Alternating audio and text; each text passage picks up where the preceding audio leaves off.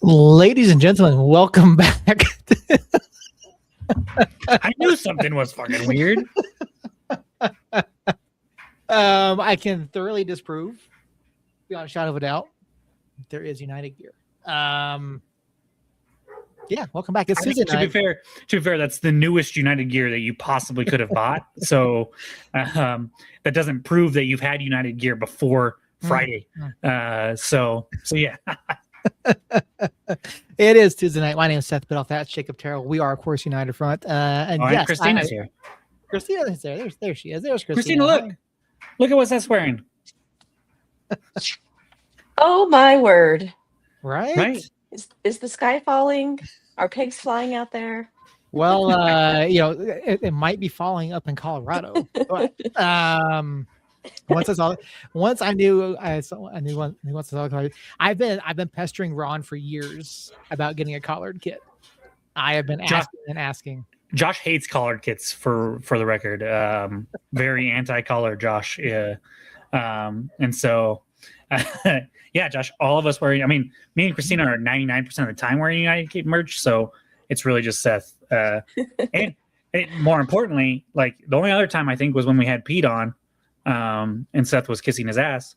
And now Seth's just wearing it just to wear it. And so here we are. Also, great kit. Love the kit. It's good. Yeah, love it's it. really good. good. It's a solid kit. Like it really is. Like it's a good fit. A lot of kits tend to run small. This does not.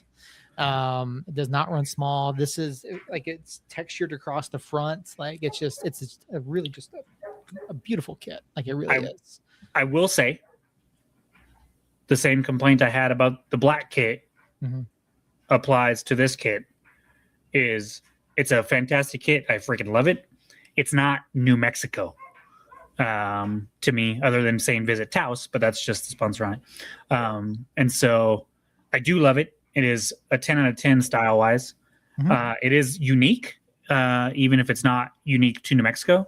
I don't think I've seen quite that style of kit with the collar and then the black, just big stripe across. And so I do thoroughly enjoy it. But it could be more New Mexican is the only thing, which I think we see next year, as we've talked about already. And so, no, fantastic kit.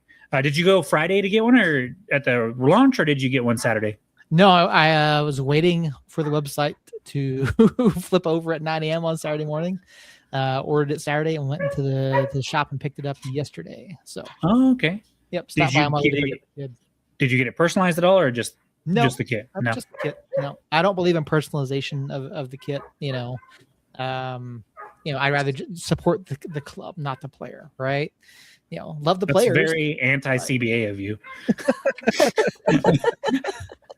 No, you support the club because the players will always change, right? Now, if I can get like Zico or Brucey to sign it, then absolutely, I'd rather do that. That's why I like getting one personalized, because it's like, okay, hey, do you remember that random ass time when we had Justin Schmidt here?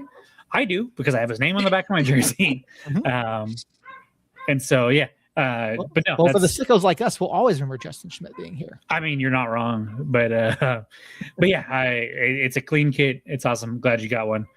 Surprised that you ordered it Saturday and you were able to pick it up. That's awesome. Yeah, no, ordered it Saturday. I would have gone I thought about going to the launch thing, but with kids over the weekend, things and stuff and dinner time and all that, So let's we want to talk about schedules. I'm going to get on a tangent here. Obviously, the last 3 weeks I've been MIA, and I just want to complain about the busyness of April, May for parents, because it is nonstop with sports and school getting out and Mother's Day, and I mean it doesn't help with the new job, trying to learn it and whatnot. Like I've been on the road today, last Thursday, last Tuesday, and that's just for work. On top of that, I was in Las Cruces this weekend because Even though I've been super busy, I'm like, I have to do something that I want to do, and I wanted to play in a Gustmacher tournament and play some basketball. So I was in Las Cruces for that. And so, yeah, it's just been nonstop. And I'm happy that I'm here tonight. I wish it was coming off of the Vegas game that I could be talking about instead of the Colorado Springs game. But here we are. Yeah, speaking of congratulations, you had mentioned to us off air a couple weeks ago that you were all but a shoe-in for the new job. You've not been here since, so congratulations. I have not. Yeah, you're right. I signed an offer letter. I don't officially start until June 6th, but I've been the acting regional manager for the last month anyways, and so I've basically been doing the job while also running my park. And so, yeah, it is it's awesome. I'm excited for it.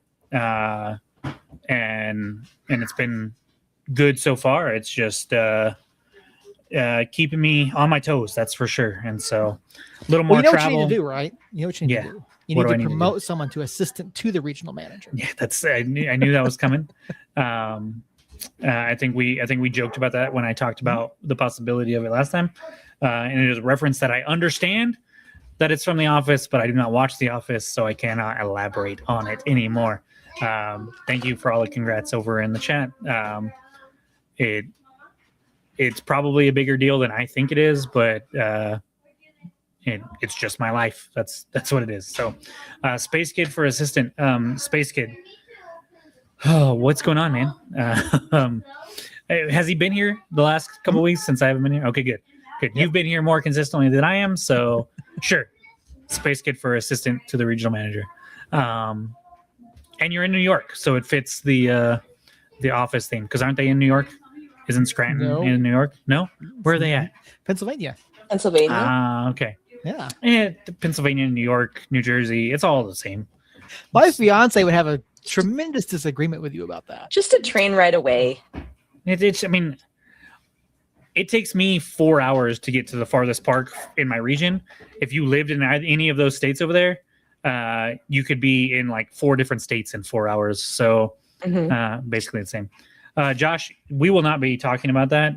If you put that in the chat again, I will kick you out. Speaking of Jacob. Yes. What am I missing? As a Spurs supporter. We're also not talking about that. And so, look, I have been I've already come to terms with possibly going down. Obviously, if it happens, I will be like, oh, man. You were proven wrong there, Seth. She does not have a problem with it. It's all the same. Yeah, if they go down, I will probably have a little bit of a meh moment. But if I'm being 100% honest, I have a favorite team in every league, like the major leagues anyways, both in soccer and out of soccer. And so Tottenham isn't like super high on my priority list most of the time. Like the Timberwolves are above them, the Avalanche are above them, the Rockies are probably above them, believe it or not. I pay attention to those teams more than I pay attention to Tottenham, mainly because I'm busy at 1 o'clock on a Sunday or a Tuesday. And so I just can't get away to watch them as much as I would like. So it sucks. I am sad about it, but at the same time, life will move on. And so, yeah. You know what club is not going down? I don't know. Everton. Okay, Everton. good. Yeah. Good. After a few years of being right there on the brink, Everton are not going down. So And we take you're firmly in the middle of the pack. So yes, firmly in the middle of the pack, because we absolutely bottled it at the weekend. Right. Maybe one of the worst places to be is the middle of the pack, arguably. Yeah. So, because then you're not motivated to really move up, and you're also not winning anything. So, yeah, just throwing it out there. News also not going down. The Atlanta Braves. I mean, that's because there's not promotion and relegation in MLB, but yeah. Yep. So at this point, it may be a good thing that there is not promotion and relegation within the USL Championship as well. Now, I know this was not a league match at the weekend, but thank you for the segue, Jacob. I do appreciate that. There was a match on Saturday. New Mexico United falling by a final of 4-0. 4-0. Switchbacks over the weekend in Brinks Tires Malort Cup action. This was interesting. I'm gonna pause it right there. So obviously, you look at the lineup first of all. You've got 8 changes, 8 from the Las Vegas match over the week prior, and obviously happy to see Nava back. You see Kip Keller getting a start, Hamalainen in there, Gloucester getting a start. Guys who've had some issues going. Keller, Gloucester, Nava. People were questioning where's Nava, what's going on with Nava, where is he? He just wasn't dressed, right? That's what was going on the week prior. You see Marlon Vargas getting a start, right? Justin Renix gets a start. Chris Shakes back between the sticks. Now, obviously, we were concerned about Arozarena the week prior. But you see this lineup on Saturday, and what was the initial reaction to this amount of rotation in this match here, where you could have put some ground between yourselves and the rest of the pack in Group 2?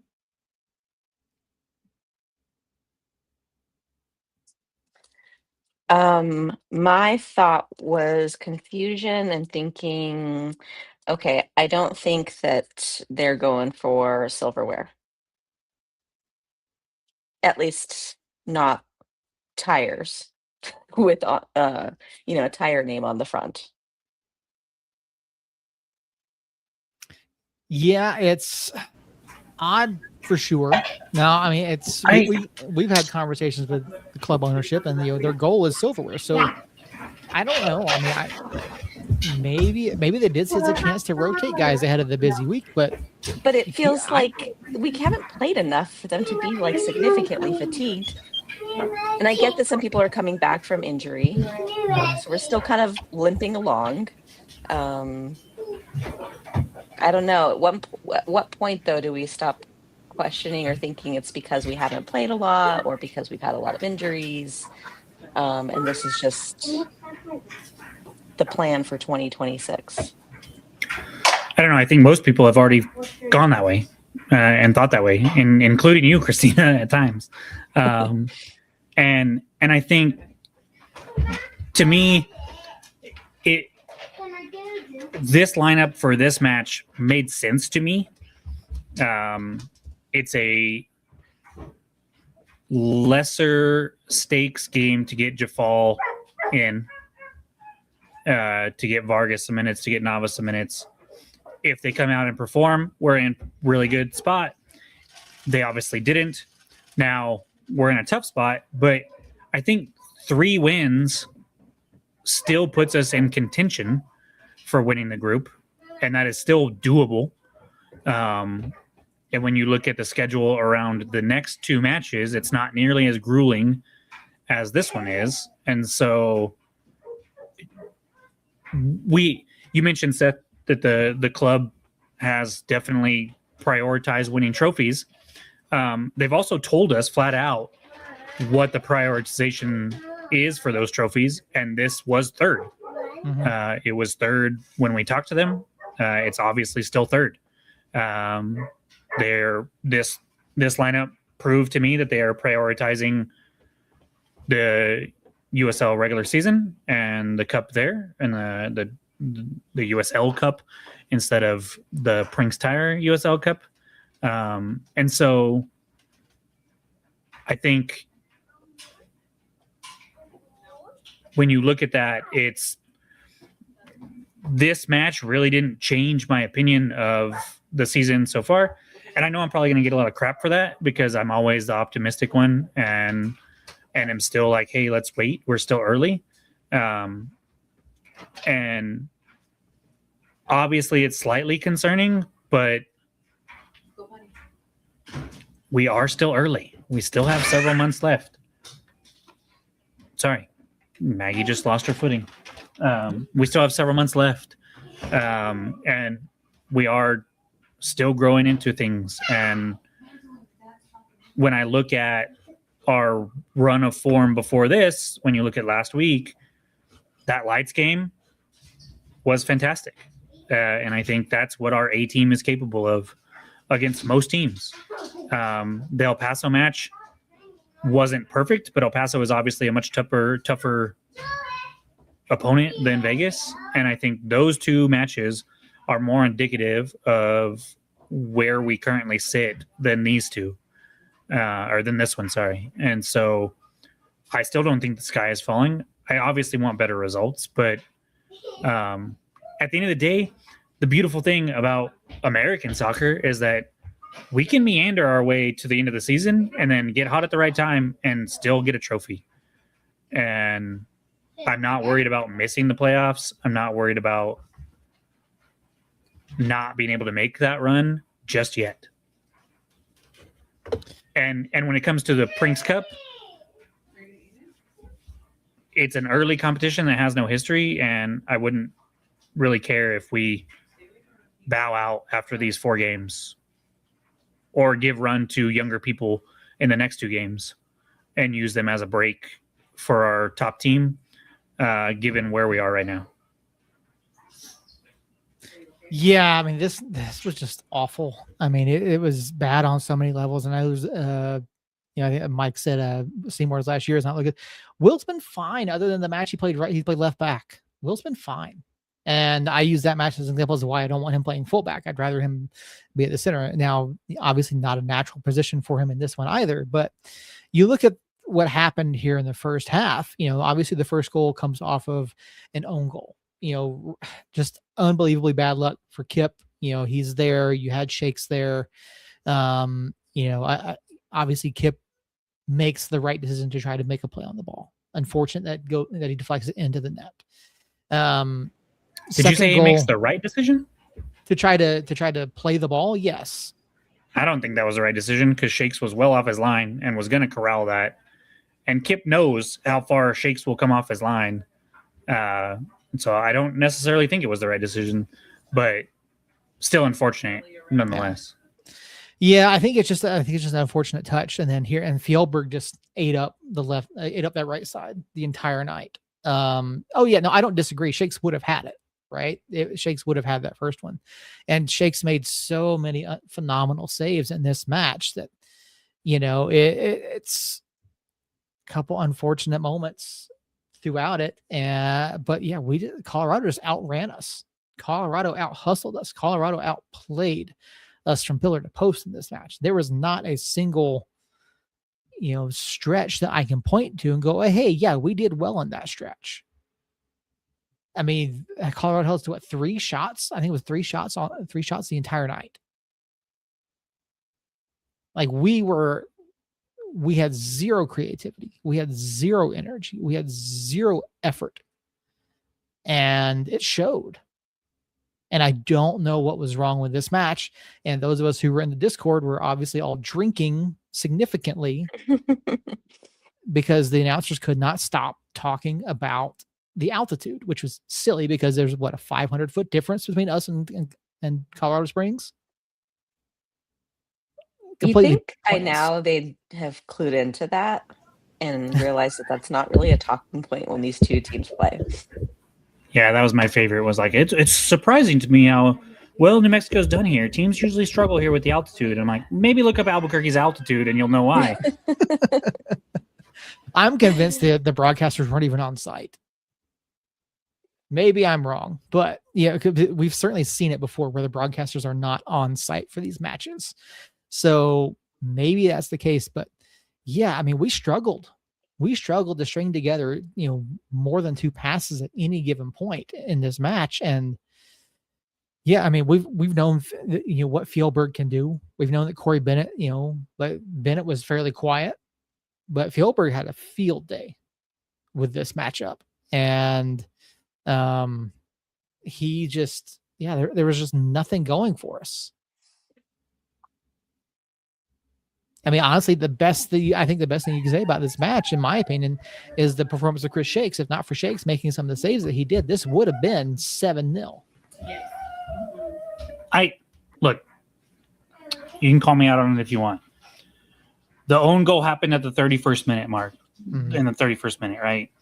Up until that point, They don't get me wrong. Colorado was still the better side up until that point, but it wasn't drastically different. We weren't creating much, but it wasn't like they were getting shot after shot after shot at that point. The shots really didn't start coming until the own goal happens, and then we have to open up even more to try to get back into it. And so, clever, Josh, clever. I like that. Very clever.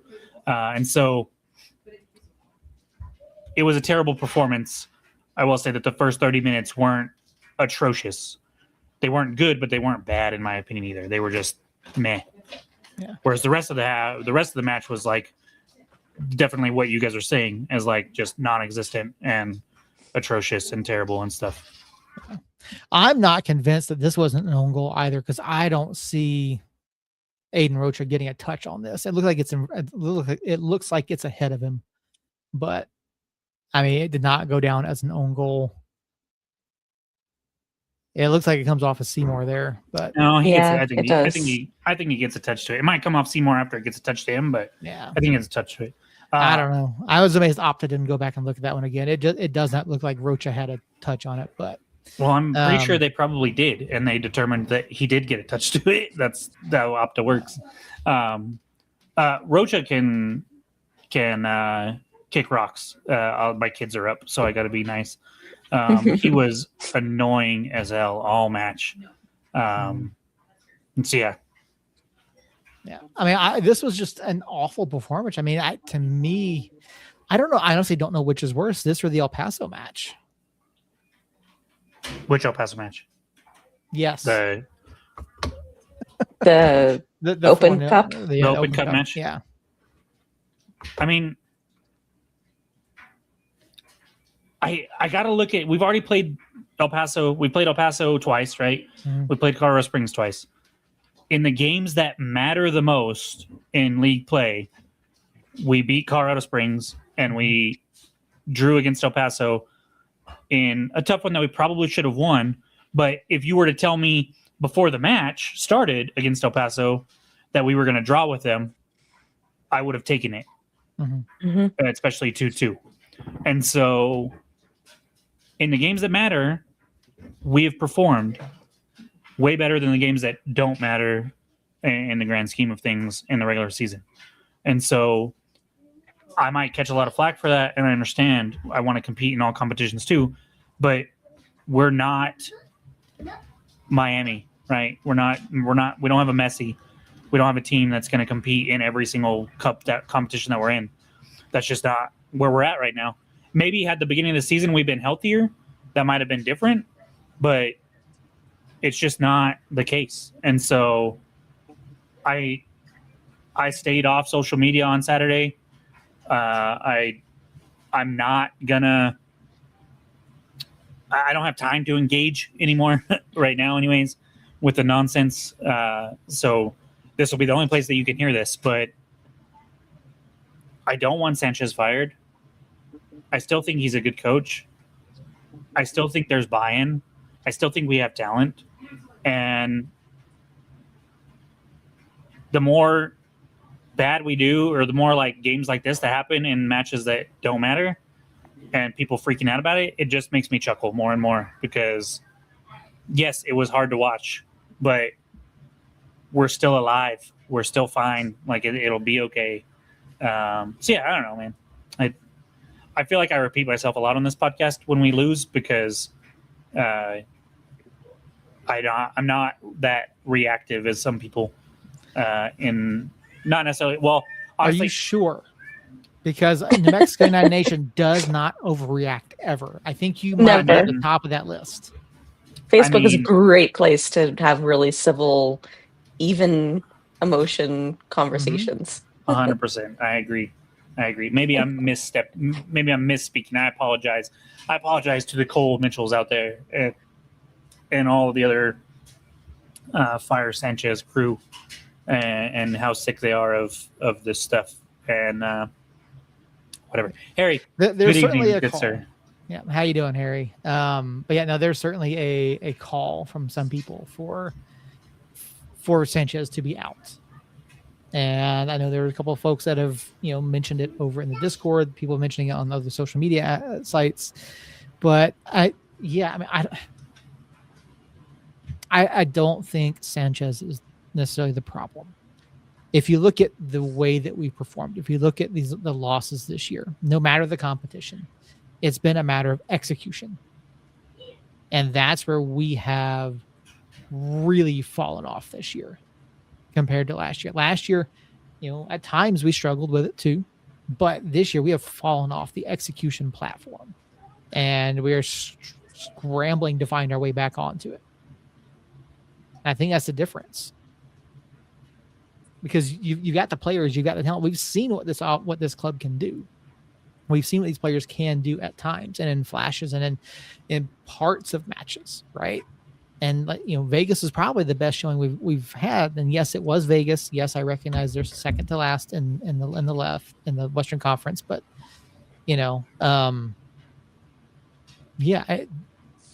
I truly believe it's going to get better, but I don't know that's going to be this week. No, this week's gonna suck. I'm gonna tell you right now. Like, I don't think we're gonna get rolled, but it is not gonna be easy. That is for darn sure.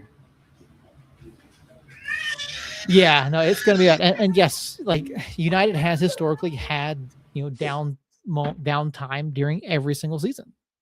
Like, we've done it, every single year. We've had 2 months, 2.5 months, whatever it is, where we just have not performed.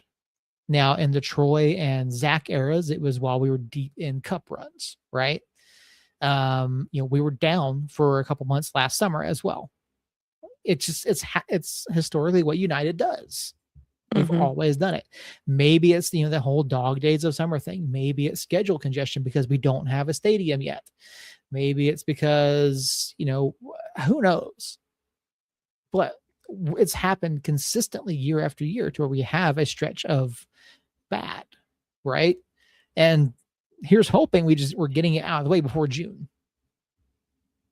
And then, we start getting warm. We get more home matches. We get the friendly, which we'll talk about here in a little bit, which, by the way, look, I love friendlies. Can we stop scheduling it in the middle of the season? When do you want it? Like beginning when we have all these buys? Yep. That's when the other teams are available, though.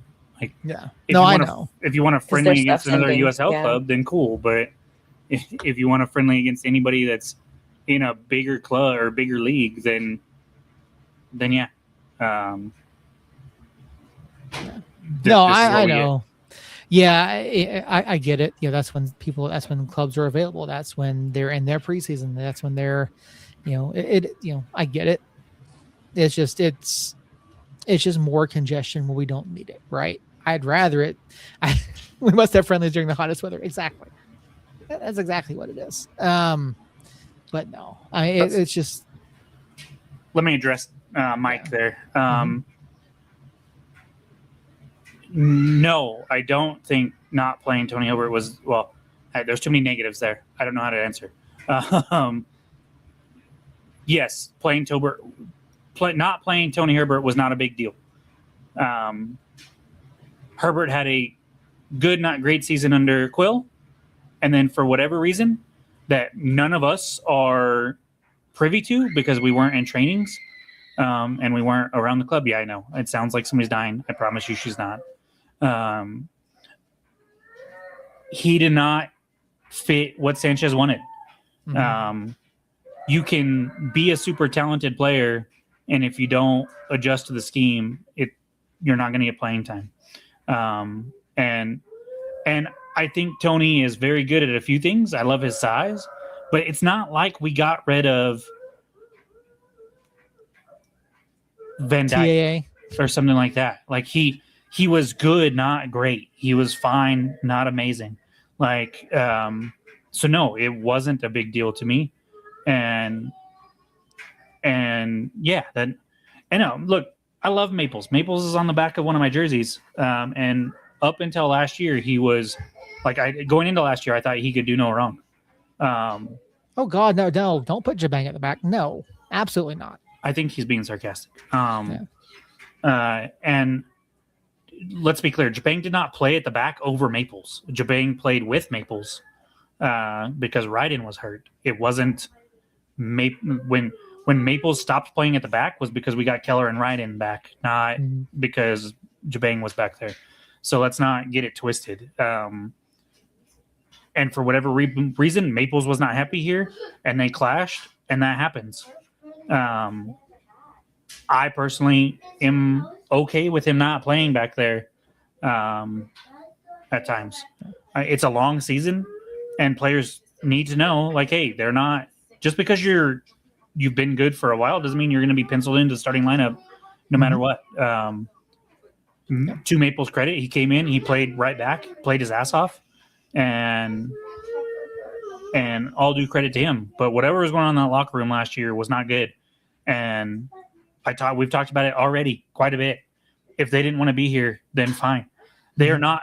Maples and Herbert both, even combined, are not a good enough reason to fire a coach that you had faith in half a year or a year into his reign. That he's not LeBron James. Neither of them are LeBron James. Nope. And worth firing somebody over. Can it look bad? Sure, it can. Maples' team just beat us 4-0. Fine, whoop-de-doo. At the end of the day, it is what it is, and they didn't want to be here, and so they're not here. Did it feel like to you guys that there was a lot of walking on the pitch? Like lack of energy, lack of drive? You know, that altitude, it really gets to you up there. They're not used to it. Poor guys. I mean, that 500 feet in elevation increase, woo, what a killer that can be. But no, all jokes aside, yeah, I think a couple things. I think we learned why some of those names that we haven't been seeing in the lineup up top are not in the lineup when everybody's healthy and it's an important game. We can debate the merits of why they're not performing. Like Vargas, I thought looked really good when Sanchez first got here, and he's not been the same ever since. And that is an unanswerable question. We will never know why he hasn't looked the same since, but he hasn't, and that's just the facts. He didn't look good last night. I think we've established what our clear A-tier lineup is, and we did not see that, which you would think means that these guys are coming in hungry and want to bust their butts to try to show that they can do it. And it is slightly concerning that didn't happen, but I think it just hammers the point in of both the coach, the players, and the club as a whole are not valuing these cup competitions this year for whatever reason. And maybe if this is a regular season game, we see more effort out of those guys. Maybe not. I don't know. Another unanswerable question right now.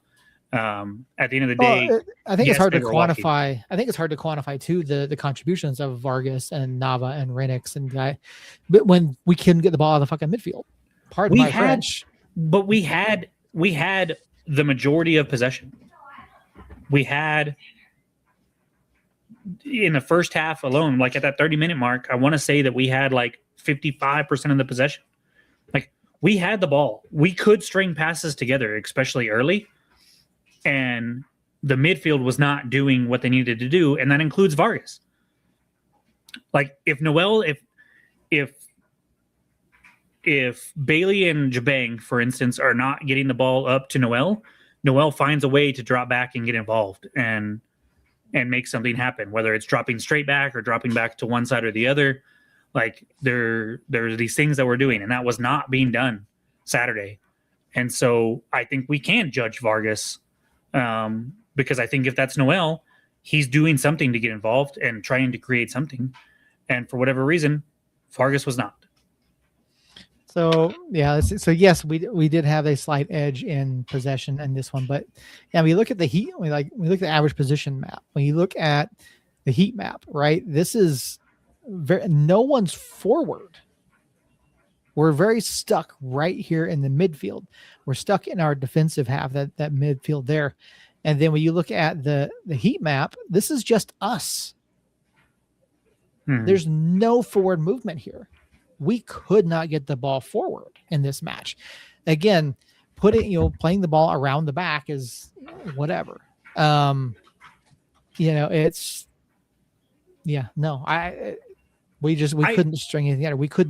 We had no forward momentum in this one. I also want to take my hat off a little bit to Colorado Springs, right? We haven't seen teams like, remember last year at the beginning of the year, like teams were parking the bus from the get-go. Like that El Paso match from early last year really sticks out of like, there were 9 players in the box from the start of the match. And we haven't really seen that as much lately. And Colorado Springs didn't necessarily park the bus that much, but they played a pretty compact, narrow defensive shape.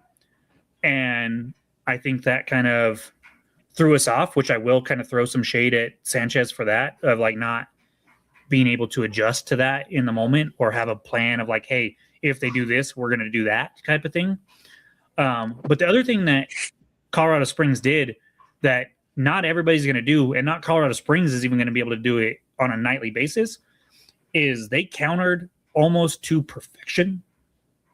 And their finishing was world class. And I have to, for as bad as we played at times throughout that match for the majority of it, like I also have to be like, hey, kudos Colorado Springs, because you came in with a game plan and executed it literally to perfection. And sometimes that's just going to happen, and you're not going to have the ability to counter how you want to counter to their counter. And when a team is executing like they did, you talked about execution earlier, Seth. Like, yes, our execution has been a problem at times. And I've watched enough Colorado Springs to know that their execution has been a problem at times too. But last Saturday was not one of those times. They executed their game plan and counters to a T. And if a team is executing what they want to do almost to perfection, it's going to be very hard to get results out of that. And we saw that Saturday. Like, they were just absolute nails when it comes to their counterattack and how they're going. And so, next game going crazy. I have to check the score to that real quick, Space Kid, because and to Space Kid's point here, is Alon hurt? Not that we're aware of. He didn't dress on Saturday. He was he did play 20 plus on against Vegas, and then another 15 against El Paso, and he's just for getting back from injury. As far as we know, he hasn't picked up anything. Looks like it was just a whole bunch of rotation on Saturday night. So I would expect to see Gideon back. And who knows? Maybe that's what it was. Maybe it's holding the guys out for league play, but I don't know. I really don't know. And I hate to think that we're phoning it in on a chance at silverware, but who knows? We don't know. Sanchez is thinking, obviously we'll get a chance to talk to him tomorrow night after the match against Tampa Bay, but it's tough to see that sort of result. I think tomorrow's going to be very revealing. Yeah, that it will be. I think this week as a whole is going to show a lot about what this club is made of. I mean, you've got Tampa Bay tomorrow, and we'll go and start getting into it. Tampa Bay tomorrow, you get Charleston Battery on Saturday. Rowdy's obviously, of course, still the only unbeaten team in the entire league. 5-0-3 coming in, 2 wins in their last 5. So a little down in the last couple matches for them, but they're still getting positive results. And Battery on Saturday, they're 2-2-1 in their last 5 as well. I mean, what are our expectations for this week? I know we talked about it a few weeks ago. What do these 6 home matches look like, right? How do things look? What are we expecting? I had predicted 4 points from last week, or 2 weeks ago, I should say at this point, from El Paso and Colorado. We almost got 6 out of it. Probably should have. But now you've got probably the toughest 2-match stretch of the season. Do we expect to see a return to our Hursty day on Noel? Do we expect to see something different? What are we looking for tomorrow and Saturday? And with both of these matches being significantly difficult, how much rotation do we get between the two? Or does Sanchez just say, this is it? You guys are playing 60 plus both nights? I think that's the way we go. I think that's why the rotation was heavy Saturday, was for that top tier lineup to be ready to go to at least start both matches.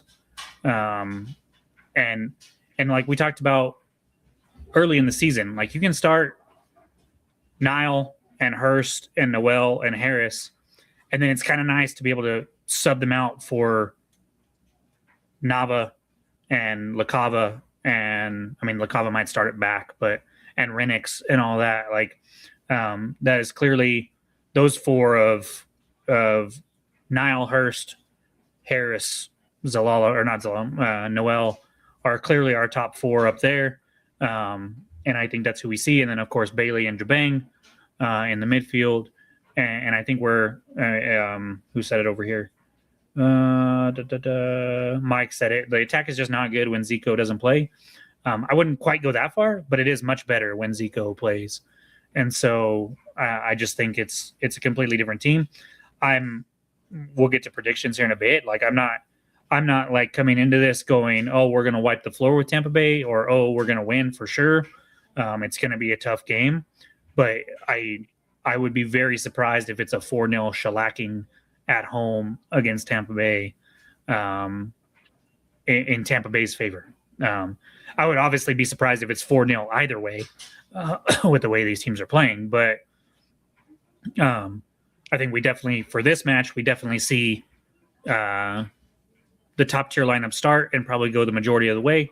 And then Charleston's probably a similar situation. I think we still see the top tier lineup start and maybe don't play as many minutes, and we rotate some other people in and out. But these are two important games. They're not 6-point games because they're not Western Conference foes, but you have to get points out of these two games. You have to get 3 at a minimum, in my opinion. I might be okay with 2, which would mean 2 draws, depending on like how they go. Like, are they games that we're winning and we give up leads, or are they games we're coming from behind, or are they just like even games and it is what it is, and we both score in like the 30th, 50th minute, and then it goes even from there on out. But no, they're going to be tough, and I think we see our A+ lineups in both of those for that reason. I'll put it this way: if we see another rotated lineup Wednesday, I'm going to be, my tune for about Saturday's match that we just had is going to be a little bit different, because I'm looking at that match assuming that we're rotating players so that they're healthy for this one and ready to go for this one. And if that's not the case, then I'm going to be, okay, who's injured, or what were we thinking there? And I just don't think that's going to be the case. So I do think we see the A team come back. Christina, how are you feeling about it? Are these, and we talked about with Harry a couple weeks ago, are these must-win matches, or are these ones where you can be like, okay, draws are okay here as long as we see something positive? Yeah, I wouldn't go as far as to say must win. I think that would be amazing if we got 3 points against these two opponents, but I feel like United Nation needs to see drive and a lot more fucks to give by the players on the pitch. And, that's what's going to drive butts and seats and be that 12th man that typically is the lab. I feel like, there are some fair weather fans that are going to be looking to see what this squad is made of. And I feel like this week is kind of make it or break it. So, I mean, obviously, losses in both of these would be probably worst case scenario, right? Because you still have matches in hand against everybody in the West. It's Wednesday is one of those matches, though. There's not another Western Conference opponent going on Wednesday, and so that is one that we need a good showing. And I think that's why there was so much rotation, because Wednesday is it's an important game because it's one of the matches that we have in hand, and it's at home, and it's against a tough opponent, and we need all hands on deck. That's a great quote, Josh. Yeah, that is a great quote. I totally forgot about Hosu, and ugh, he played so dirty last time he came back to the lab. So now I'm kind of dreading that. Oh, I mean, that's just the way he is, and he, in terms of he how had a he chip on his plays. shoulder. Yeah, no, Well, he did. He did, but it's also he's definitely one of those players where when he's on your team you love him, and when he's not on your team you hate him. That's just how he's always played, and so I'm not freaking out about him coming back, but I don't know, and we'll see how he acts. Given the recent performances between Arozarena and Chris Shakes, who gets the starts this week? Shakes. Yeah. Okay. I don't feel like the results on Saturday were that didn't fall on Shakes. That wasn't. I mean, he had some bobbles or mistakes here or there. The way that he'd come off the line, but he was kind of put in front of the firing squad. I don't fault him. He was, for sure. And I think that Shakes has done enough in his term as starter since the middle of last year to prove that, because if we remember, last year we had those 2 games against Hartford and then Tulsa. Shakes was the goalkeeper for that Tulsa match, and that was his first start of that run, and we stuck with him. So it's not like one bad match is going to change how he plays or his confidence or anything like that. He'll bounce back. He'll be fine. And we know the talent level that's there. Mike, I'm curious as to why you say Arozarena, because it just doesn't seem like, unless training is going drastically differently. Because remember, last year, it was very much like it seemed like one bag match for Tembakis, and then he was benched. Mm-hmm. But when we talked to them, it was because Shakes had been outperforming him in training. And so training does play a part in this. It's not just match results, and we don't get to watch training, unfortunately. I think some of it also, though, is attitude on the pitch. Yeah.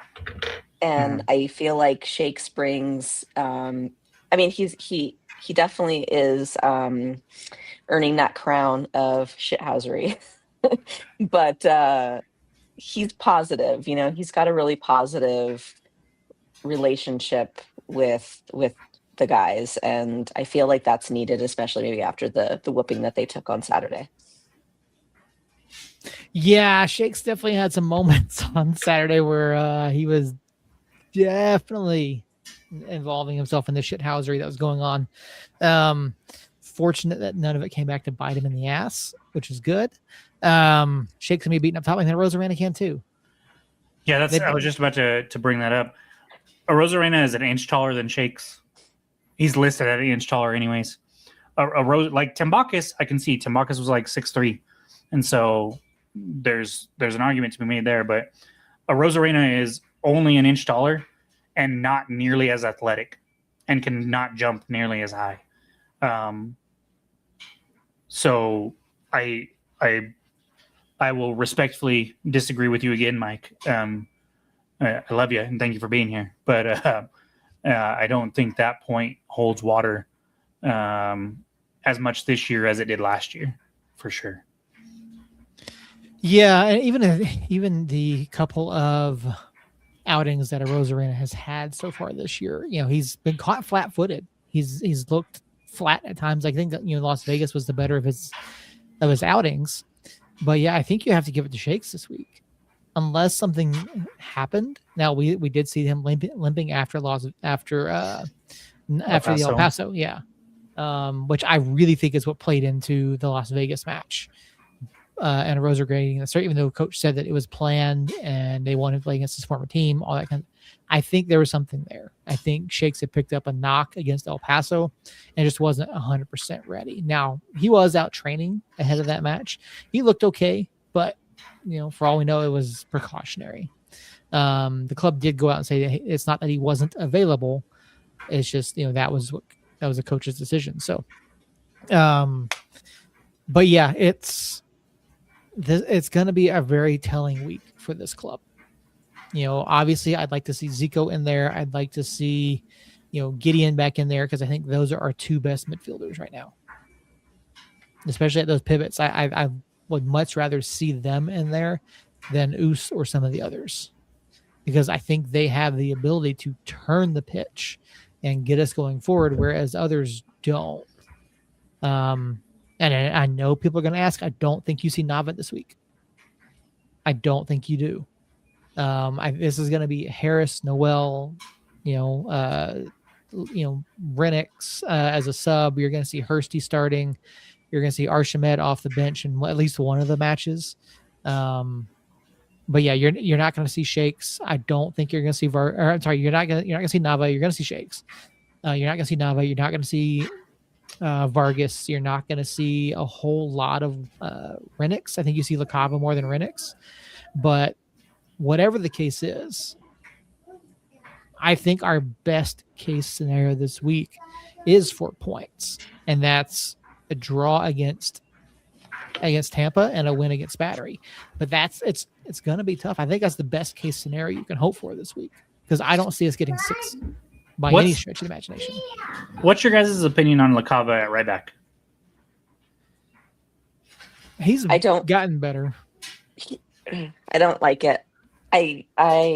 He's trying his best, but it's really clear to me that I mentioned this, I think, last week.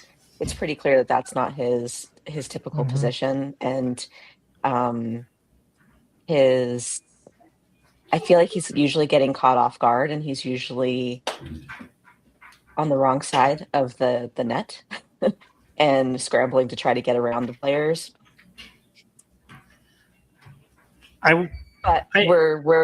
We don't have a lot of options. Justin, nobody likes playing right back. It's a hard position. I don't know. I think I've been surprisingly, he's surprised me in a positive way with him being out there. I thought it would be a little bit more of a disaster. And when we're playing a team like Vegas, I love it. We're going to control possession. He can get forward. It adds another creative attacking talent in the mix. When we're playing a team like Colorado Springs that we also had possession against, but they are very counter mindset. They have that counter mindset. That is tough. And it's putting a lot on him to get back in time when that happens. No, it's not a visa. Tyler's hurt. Yeah, in some way, shape, or form, and so. But with Lacava, I think right now our best back line is probably Lacava, Howell, Keller, Gloucester, from right to left, and so until we get new bodies, which I will say now's about the time we're going to start. I think we start seeing some movement with a trade or a signing, or I wouldn't be surprised to see somebody leave. And so, yeah, I think I never bought the visa issue because he was here. Well, he can be here but not have a visa to legally employment. Yeah. We saw the same thing with Beigel, with Phil Beigel early on, and we've seen it with other players as well, where they're here, they're training, but we can't officially put them on payroll until visa is clear. Gotcha. So there was a visa issue, there was an injury, he came back and he picked up another knock. So it is all of the above. for Tyler Blackett. So I mean, hopefully we get him back soon. I mean, there was no one listed on the injury report on Wednesday or Saturday. Now, Seth, that I'm going to doesn't stab you. necessarily. I'm going to stab you for bringing that up because we've brought it up so many times. That means absolutely. Oh no, I know. Jack squat. I know. I was saying there was no one listed. That doesn't mean shit. But yeah, so yeah, Bragg, you know, there was a visa issue initially, yes, and then he got hurt, and then he came back, and then he got hurt again. So it does feel like we've have this tendency though of signing injured players. Well, we've talked to Itamar, and we've talked to other people who say, yeah, there's an opportunity here with guys like Gideon, guys like Kip, guys who have had injury concerns, guys who are wanting to prove themselves, guys who are wanting to get back into it. You know, same thing with LaCava. You know, we talked about at the beginning of the season. LaCava is a guy who is highly touted, you know, and then he just kind of fell off. And LaCava wants to prove himself. Gideon's wanted to prove himself. This is the first time we are the first club in many years to give Gideon multiple seasons, right? So there is a chance to get these guys on the cheap and give them a chance to prove themselves. So I don't necessarily disagree with it. I just wish we weren't dealing with as many of the injuries as we were. So, and yeah, you know, some of these guys, they are younger. You know, I think this is one of the younger rosters we've ever had. I haven't done the math on that, and we certainly can, but I think this is one of the younger rosters we've had as a club. So, you know, there's time for these guys to still continue to mature and grow into their game, and you know, still hit a prime and move on and move up. I mean, now Reed Stephen has worked his way up, right? Young guy, trying to prove himself. You know, he did well at the League One level. Can he do it here? And he's done pretty darn well so far. So I don't have a problem with them signing cheaper players instead of splashing, you know, big contracts on guys. Because, you know, let's face it, this is a different atmosphere. This is a different environment. You know, this is a different sort of club. So yeah, we've already established, right? We're going to be in the bottom third as far as our roster budget is concerned, and a good way to try to supplant that is finding these talented guys that have either been hurt or not been as good or whatever as they maybe were touted before, and bringing them in on a flyer and bringing them in for cheap. And it's a low risk, high reward type of thing where if we bring them in and they're bad, or if we bring them in and they're injured or they've played like they've been playing, then that's okay. We brought them in cheap. And if we bring them in and then they take off and they play fantastic, kind of like Gideon did last year towards the end of the year, then, hey, we have this uber talented player on a cheap contract that is living up to the hype that they've had over the past 4 or 5 years, and we look brilliant, as Justin said.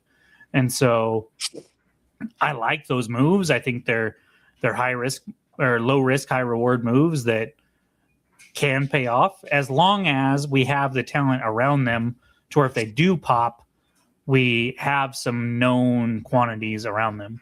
And I think we have Niall and Hurst and Noel and Harris as guys that we paid at the high end of what they were going to be worth coming in, and they've proven themselves already. And so I don't have a problem with it. I do think that there's also a need and room for us to continue to build and grow through the academy as well. So, you know, there's a lot of different things that we can do. And again, we don't necessarily need to spend like other clubs are. We don't need to do what Lexington. Look at Lexington, right? There's an example of a club who's spent and spent and spent. And they've now two people. We have only won one more game than they have, but you know, they've won 2 matches so far. I can almost guarantee you, if you go like take their salary and divide it by the points that they have this season, it's not going to be pretty. And if you compare that to our point to to pay ratio, we're going to be a lot farther ahead there. To Justin's point, I think they're high risk, high reward this season, as in we kind of are relying on them to be good. But when it comes to what I believe to be what they're getting paid from like a business standpoint, money standpoint, I don't think it's high risk, high reward. Mm-hmm. And so I will say that. And then, yeah, I'm glad we're not Lexington. Yep, I don't disagree with that one bit. So, all right, let's take a quick look at these two matches. Let's get score predictions for Wednesday.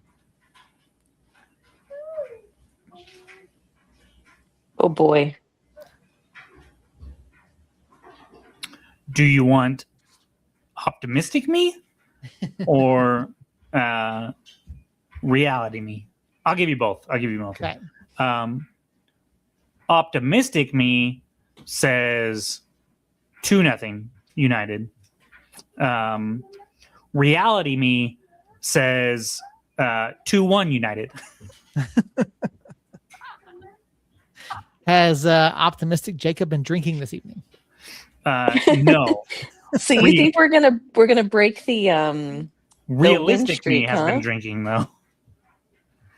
I think optimistic me would normally say like 4-0, no matter what. And so optimistic me is almost being more real than real me. But yeah, I do. I think if my theory on matches that matter count, or matches that matter, or matches that count, is true, then if you take out Saturday's match and you look at the two previous matches that were in league play, they were significantly better than anything that we've had on pit tape so far. And I think that can continue. You're going to laugh. I know you're going to laugh. And I'm saying it half as a joke, but half seriously. Tampa is on the ocean. I don't know if you knew that. And we are not. And so altitude. Wait. Is altitude gonna be a problem here? Altitude can come into play. Absolutely. Midweek can come into play. I didn't look at what Tampa Bay did. I know they played this weekend. I don't know what their schedule or what their lineup was like. And so if I'm looking it up now, but it could Miami be FC. Right, but I don't know what their lineup looked like. I don't know if it was like their A lineup or not. They put their cheerleaders out there and still beat Miami. It looks like, I mean, they had some A players, but not. I wouldn't call it like their A plus, but looks like it's probably like a B, whereas ours I think was like a D or a C. And so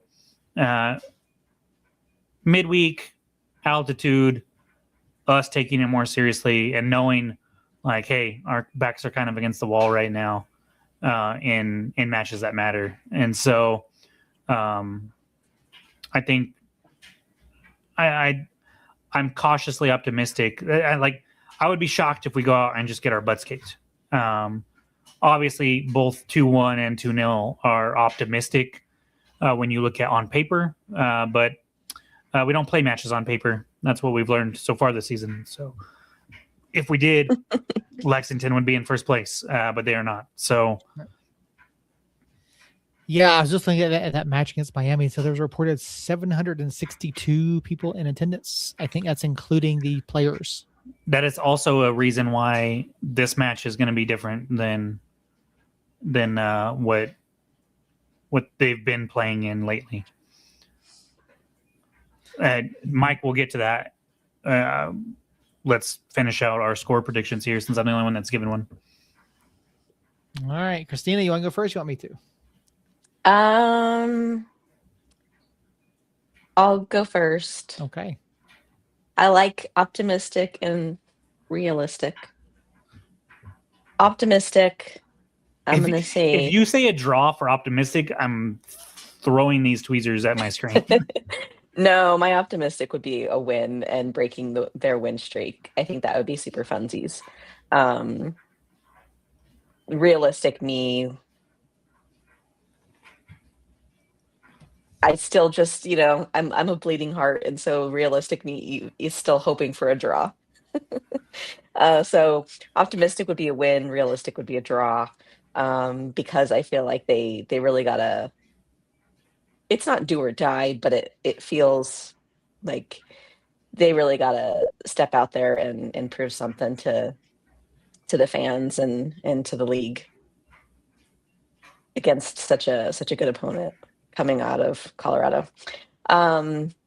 I think Lieutenant's going to be kind of lower tomorrow. School's still in session. A Wednesday night, it's hard. It's like the last push of the school year, so I don't expect a lot of fans on Wednesday. Hopefully, it'll be a better turnout on Saturday. I'm going to guess optimistic 2-1 win. Was that your realistic? Yeah.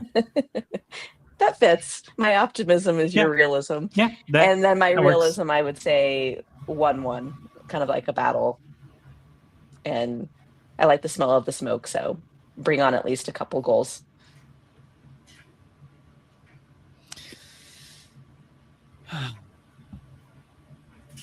Yeah, attendance is gonna be bad tomorrow. I'm not expecting that to be great. If I had to guess, I'd say 6-3 tomorrow night.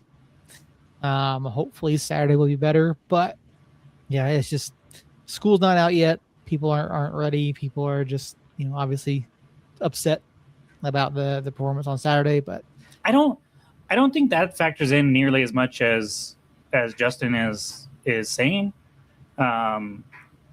Most of the people that go have their tickets before the next Saturday.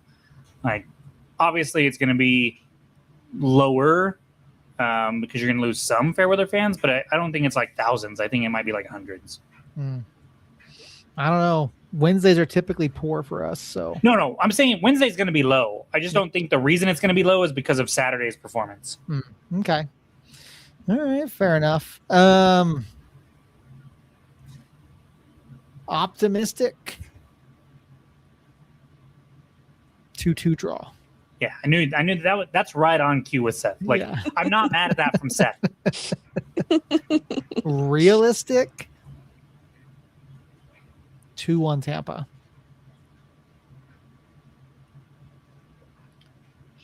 Justin, to your point, people are openly saying it. Yes. What people and how many people are openly saying it? Because that exactly, Josh. Thank you. A loud minority, and so yeah, I do think it'll be low, probably 6,000-7,000. No, see what no, nobody's gonna. No, oh, come on. There you go. And those are the real numbers that I think. It wasn't just a joke.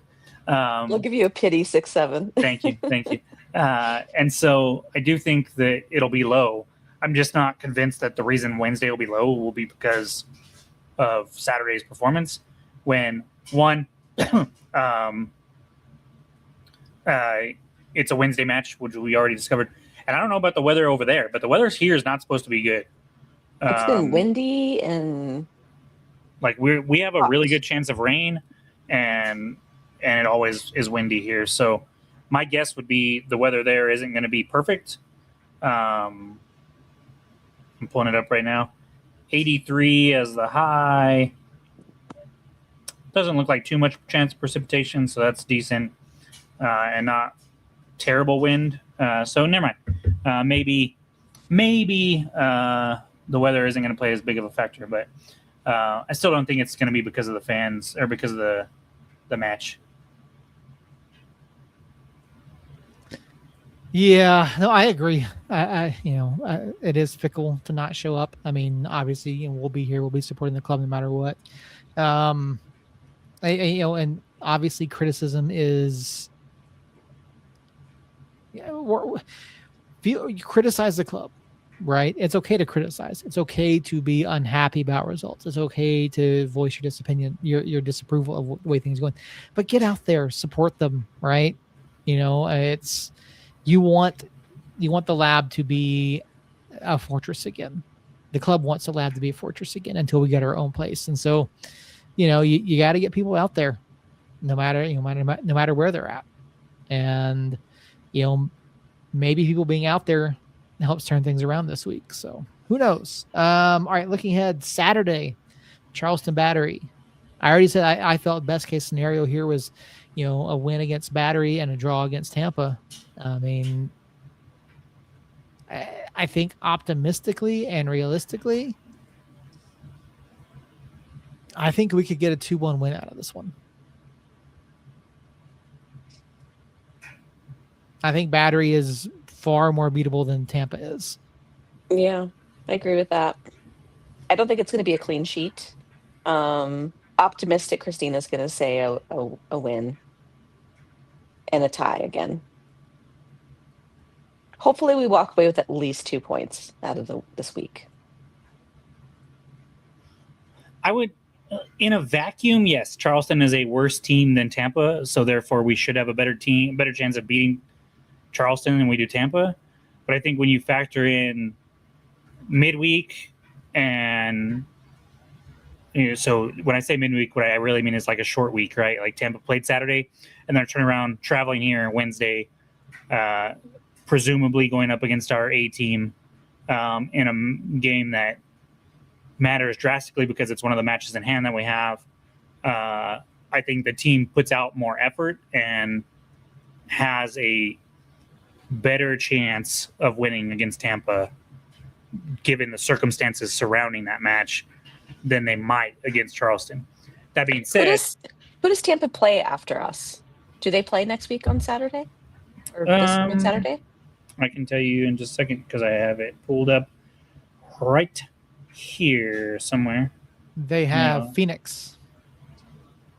Oh, they have Phoenix at home in Tampa. Yeah, in Tampa. Okay. Which, they might look at it as, hey, midweek, short rest, traveling on the road, and maybe they rotate a little bit Wednesday. I don't know. We can't count on that, but it's a possibility. So I do think that maybe given the circumstances of like Tampa is up here talent-wise and form-wise, and Charleston is down here, maybe it like evens out given the circumstances, and we have just as good a chance to beat Tampa as we do on Charleston, do against Charleston, and there's not like a match that is more winnable or less winnable. They're both just gonna be tough matches, right? And so that being said, optimistic me says 2-0, and pessimistic me says 2-1, or realistic me. Pessimistic me would say probably 1-1 for both of them, but I'll go with Christina. Basically, like, yeah, I think realistic me says win. Optimistic me says win by more. I kind of go back to the even the open cut match against El Paso. Like, once it went this one and that one and Colorado Springs, like once it went to 1-0, the tone of the game changed. Every single coach that we've had in the history of United, at some point when we interview them post-match, they say game or goals change games, and the dynamic can completely flip on its head after a goal is scored. And I think that's what happened in both of those games. And so, yes, 4-0 looks bad, but it could either easily be, hey, we score first against Tampa, and then the next thing you know, they're pushing and we find a hole in their defense, and now it's 2-0, and we're walking away 2-0 winners. So I don't know. I think it's going to be a tough week, but at the end of the week, probably at the end of the week, no matter what happens, I'm not going to be like, oh my gosh, the sky is falling, unless they're like both 4-0 losses and we don't look like we're trying. But I just don't think that's going to happen. And so, yeah, I'll say 2-1 or 3-1, sorry, optimistic, and 2-0 or 3-2 optimistic or realistic. All right. Well, there you have it. There's our predictions for the week. Before we get out of here, there is one more bit of, well, I guess 2 small bits news. One, kits dropped. By the way, go get your kits. They are phenomenal. I'm going to shout them out. It's a great kit. Color, fit. Great. The other bit of news, we talked about it briefly. New Mexico United announced a new international friendly. It is not FC Juarez again this year, as we've seen the past couple of seasons. This year we get Atlante FC, who are moving up to the Liga MX, not because of promotion relegation, but because they bought their way back into the league. Now, to be fair, Atlante FC have been one of the best clubs in the Liga de MX expansion over the past couple of seasons, with 3 championships from 2021 through 2025. I kind of wish it's in Mexico. Go play at the Estadio Azteca. Could you imagine? That'd be a lot of fun. But no, that is here in New Mexico on July 1st, giving us a 2-match week. I mean, what are your thoughts on a new international friendly? Obviously, we had some comments in the chat, hoping that it, not entirely happy that it was a Liga MX side again, but I don't see a problem with it. Anybody have a problem with this? I think my bigger problem is that this is a midweek. Okay, Earl.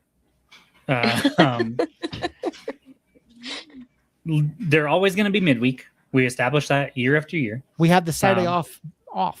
Saturday before off. I don't care. It's going to be midweek. It just is what it is. And like I get why some people would be frustrated that it's a Liga MX team, but at the same time, like if you're looking at who the biggest fan base or what league has the biggest fan base during that time frame that we can schedule, I think that's probably the biggest one, and it's probably the easiest to schedule as well. Mm-hmm. And so, and as Justin says, it's probably cheaper to bring them here. And so I would love to see, a lower tier Bundesliga team come in, or a championship team like Cardiff City the first year. But I think the FC Juarez one has drawn more people than the Cardiff City one did. Mm-hmm. And we're not going to get an MLS friendly because it's also the middle of their season. And so Liga MX is. And as far as like going to somewhere, Seth, I think we'd be more likely to see a travel friendly in the preseason, like we did against FC Juarez a couple years ago, than we will in midseason, because the midseason one to me is more of a, I'm not going to say money grab, but it's definitely a revenue generator. And you don't necessarily want to add even more wear and tear midseason of having to travel internationally, even if it is just down to Mexico. And so, so yeah, I think I'm happy with it. I'm probably won't be there just because midweek matches are hard for me to make, especially now with my new work schedule. And so it's cool. I think it'll draw well. I think it's nice that it's not FC Juarez, even if it is a Liga MX team still. And so, yeah, it is what it is. Thank you, Sandy. Appreciate you listening and watching. Yeah, absolutely. Appreciate you being here. Christina, what are your thoughts on this friendly? I'm always out of town for the friendlies. I have yet to make it to a friendly. I think it's just the nature of it being in the summer. Mm-hmm. Bless you. Bless you. Sorry. I'm allergic to cats, and my daughter's cat only comes around me when we're on the podcast live. Literally. I don't know what hilarious. it is. That's hilarious. She's just dying to make a little debut. But yeah, as I was saying, I hope that it's a good draw. I hope that it's a fun time. I hope that it lacks drama in the stands and everybody gets along and there's good sportsmanship. And I don't know. I think it's cool. Yeah, fair enough. Yeah, I mean, I'm happy to see a new club. Always happy to see a new fan base. Their kits aren't terrible, so excited excited to look at the kits. But let's be real. They're a Liga MX kit, which are all terrible, because there's 30 sponsors on one shirt, and it drives me nuts. And so they are good by Liga MX standards. Yeah, I mean, to be fair, theirs are pretty clean. They're not. Yeah, they are, but they also haven't been in Liga MX the last few years. So, like the top tier, which is where you see everything. Yeah, that's not bad. That's not bad. But I can guarantee you when they're in, I'm assuming it's not actually $1,200. That's what that 1,200. Got to be pesos. That's got to be pesos. Yeah. Yeah. Wait till next year when they're actually in the top tier again, and how ugly they will be. Yeah. See, that one's not bad either. I do not like the middle crest, while also having the Mexican flag. No. Stripe. The brand. Mm-hmm. The brand being right next to the thing, it just looks off balance, and I don't care for it. Yeah, I think I'm excited for it too. Like I said, probably won't make it out, but we'll definitely watch if it's televised anywhere, and we'll definitely be interested in it, of course. And so, yeah. Well, Jacob, what is more likely to happen this weekend? Now, obviously, final week of the Premier League season is coming up. Mm-hmm. Your Spurs play Everton. Okay. West Ham plays Leeds. Okay. You have 1 point on West Ham. Uh-huh. Who stays up? I still think Tottenham stays up. Part of that is me, like I told you earlier that I've kind of like been like, okay, they might go down. Mm-hmm. And if they do, okay. But another part of me is just like, it's freaking Spurs. They can't go down. Like, they are a massive club, and it would be insane for them to go down. And so I think we come out fighting, and it's huge having that point on them already. So even if we get 3 points, we know we're safe and we don't have to worry about it. So yeah. Sorry, you got 2 points on them. So you need a draw, basically, to stay up. Yeah. Yeah. Because the goal differential there is tremendous. There's a 12 goal differential there between you guys and West Ham. So, Josh, what did I tell you? Leicester, by the way, I thought Leicester got relegated again. Yeah, I know. What's crazy? Yeah, 10 years after winning the Premier League, they've gotten relegated again. Yeah. Wrexham almost got promoted again. That's kind of wild. Southampton was banished from the Champions League playoffs. Did you see this? I did not know. They admitted to improper filming of their opponents during training sessions. Nice. So Southampton have been moved out. And yeah, I think it's that Middlesbrough is into the playoffs there as well. So yeah, it'll be interesting to see who comes up. You've got Coventry, Ipswich, Millwall, and Southampton looking like it. So, or no, sorry. Yeah. Anyway, so yeah, Southampton's out. Yeah, expelled from the championship playoff final. That's what it is. On top of me just thinking, like, it's being hard for me to imagine Tottenham going down because it's Tottenham. If Tottenham get relegated the same year Arsenal win for the first time in 22 years, I think the suicide rate is going to go through the roof in London for Tottenham fans. And so that just can't happen. Like, God just won't let it happen. I promise you. Yeah. And I am not aware of what fight you were talking about. Unless was it Ronda Rousey? Then yes, the Ronda Rousey Gina Carano fight. Did you see it? I did. We actually watched it when we were in Cruces. I didn't even know what was going on.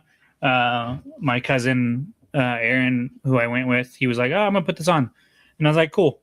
I watched it, and I was like, "Man, I don't know if you watched all three of those main events, but they were all pretty sad." I watched the co-main. That wasn't. They look old. Nate Diaz and they both looked old, man. It was in the Ngannou fight was good as far as like Ngannou looked like Ngannou, but he was going up against a guy that had no chance. He looked like a completely different like level of person. Yeah. And then Nate, wow, that was rough.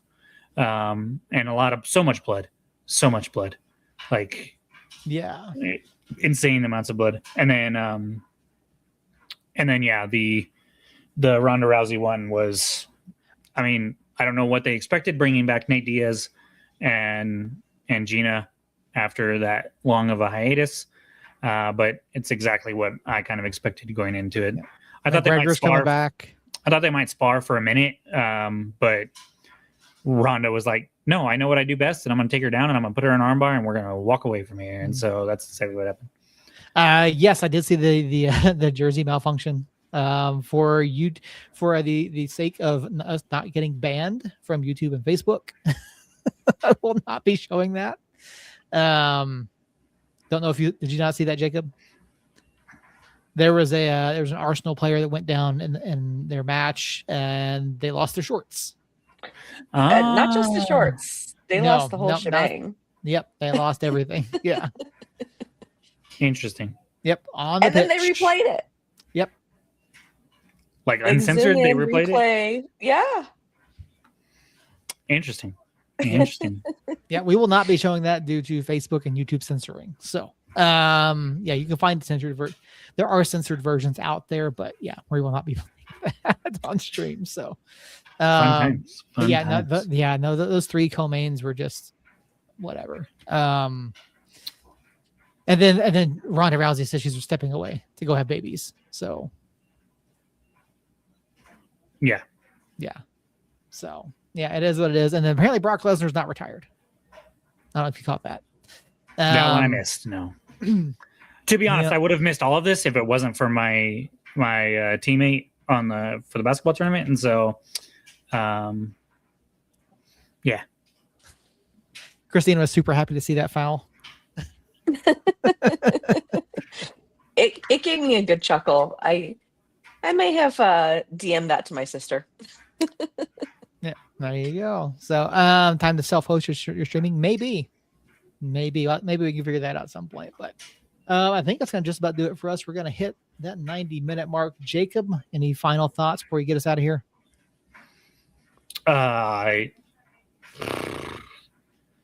Where do I want to take this? I don't know if you remember a certain Green Bay quarterback years ago. Just relax. All right. Relax. It's not the worst. It's not the end of the world. Even if we come out of this week with 0 points, it'll be okay. We will survive. It might not be to everybody's liking, but it'll be okay. And so, yeah, that's about it. Hey, we have a balloon. Only place to go but up. Yeah, we do have a balloon. Yep. We do. So, yeah, I think it's going to just about do it. I mean, Christina, anything before Jacob closes out, if he remembers how? Nope. I'll be there tomorrow night. Hopefully, if I go down on the pitch, I'll get some good footage of some goals scored for United. That would be really swell. That would be phenomenal. We will certainly be there. I'll be there. I'll be up at my perch up in the press box, so looking forward to being back out there for both matches this week. That was me reacting to the shorts incident in real time. That is, wow. Yeah. It's a lot. That's an R rating for sure. Wow. Anyways, Sandy from Florida. Wow, nice. It's late out there. It is, and I would like to know why you are a fan in Florida of United. That is, but thank you for coming on. I do remember how to get us out of here. Thank you very much, Seth. Mainly because it's like riding a bike, because I've done it a lot, even if I haven't done it a lot lately. Everybody over in the chat, Sandy, Bry Guy, Symphonic, Josh, Justin, Space Kid was over there. Mama Christina, aka Rosemary, was over there. I saw Raylene over there, which I don't know if it was Raylene or Jeremiah, but it was one of them. I'm not even going to scroll because it'll take me too long. But if I missed you, I apologize. There we go. If I missed you, I apologize. Eric was over there earlier too for a little bit. Mike and Brendan Kearns were both over there. So thank you guys so much. If you're listening to this at a later date, please rate and review us on the podcast player of your choice. Also, come watch us live. It's a lot of fun. If you are watching us live and you're not chatting, shame on you. We should be chatting. But no, thank you guys so much. If you're watching over on YouTube, make sure you're subscribed so that we know you're watching. And go follow us on Facebook and Instagram and Twitter, and at least click the button on Blue Sky, even if we're not super active on any of those right now. I sincerely apologize for that. I had my little soapbox when we first started about how busy I've been, and so I'll need to find a groove back again where I'm getting on there a little more often, if nothing else, just to post about the shows and stuff like that. So. But thank you guys. Go follow us wherever you want to follow us at, wherever you are. And thank you guys, Seth and Christina, for kind of picking me up through this busy season and still keeping it going. And let's go. That's when we come back next Tuesday. Hopefully we're talking about at least 4 points, at the very least 2 points, but I think we'll be talking about 6 points. And so that's what I'm hoping for. That's what I'm cautiously optimistically thinking it's going to be. And so, okay, nice. Awesome. Thank you, Sandy. That would explain why you're a United fan. Yeah. Shakes is awesome. I love having him. And so welcome indeed. Have so yeah, fun. We will be back next week, Tuesday, 8 o'clock on YouTube and Facebook, like always.